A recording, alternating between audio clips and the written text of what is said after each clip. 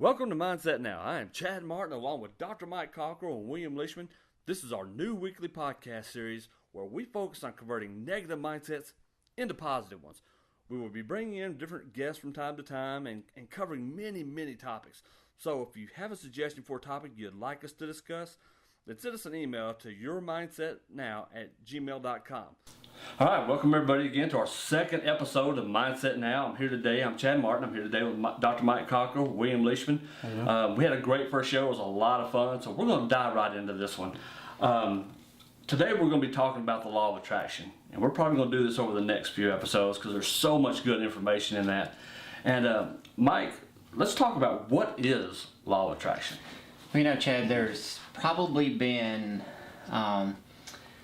more emphasis placed on the law of attraction in the last few years than ever before, as far as just the number of people who hear about the law. But that's probably been brought about mainly because the movie The Secret came out a few years ago, and it was really prompting and built around the law of attraction. Now, with that, there's been some good and some bad, because what has happened is people have begun to understand that there's this law, and it's not something new. It's not that we just figured it out. Guys have been talking about this since the beginning of time.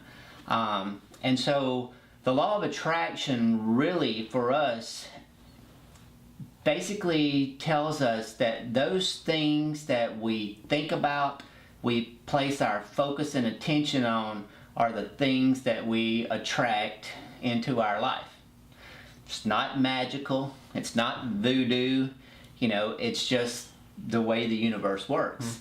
If you go back through time, you can see examples as far back as you can read of people who believed and used the law of attraction. In my personal opinion, I think it's been in use probably since the day that this earth was created.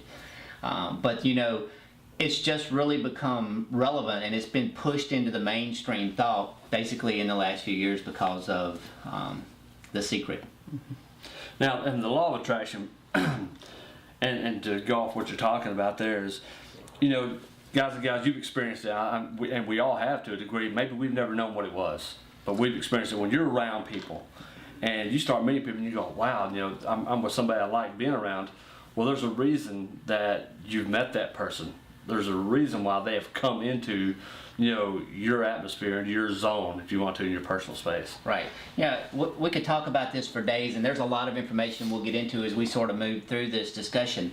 But each and every one of us has experienced the law of attraction. It's impossible not to have. And the most common indicators that you're experiencing is you think about the people you're attracted to. You think about when you're in a room of people who are happy and laughing and jolly and having a good time, you tend to be more upbeat, more laughter. You tend to sort of be pulled into that, and that's the kind of attitude that you begin to display as well. On the flip side, the same thing happens on the back end. If you happen to walk into a room where people are talking bad about their football team or their boss or a coworker, you tend to sort of fall right into that.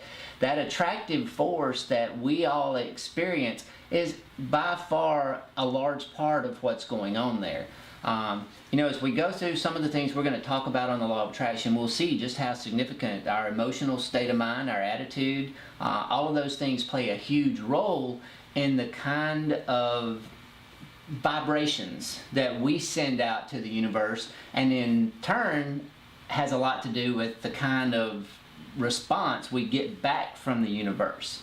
Yeah, because I've had a tendency here lately just to really cut out so many people who are negative, again, because they just seem to pull you back into that universe that they're in of a negative mindset. It's kind of what we talked about last week with you're a product of the top 5 people we hang around. Right. Well, if you're attracting negative people, that's all you're ever going to get. Right. Is negative. That's exactly right. And on the same token, the law of attraction to me is really the best way to understand it is to think about the fact that our brain is sort of like a radio station. Listen, can you hear the music? Do you hear that music? I don't know, do I hear that music? You've messed me up. We can't hear the music, but if we had a radio sitting on this desk right now and we popped open to 99.9, the music would be there. Sure. Did that mean that the music just miraculously appeared? No, the music is there all the time. That's right. Every radio frequency that's out there, because a radio is really the ideal analogy to look at this. If you have a radio tuner, then you can tune in to whatever channel you want to.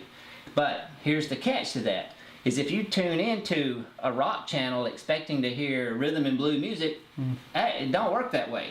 Yeah. So if you don't tune to the rhythm and blues channel, you're not going to get that music, even though it's all around you. So when it comes to the law of attraction, that's sort of the way our mind works as well.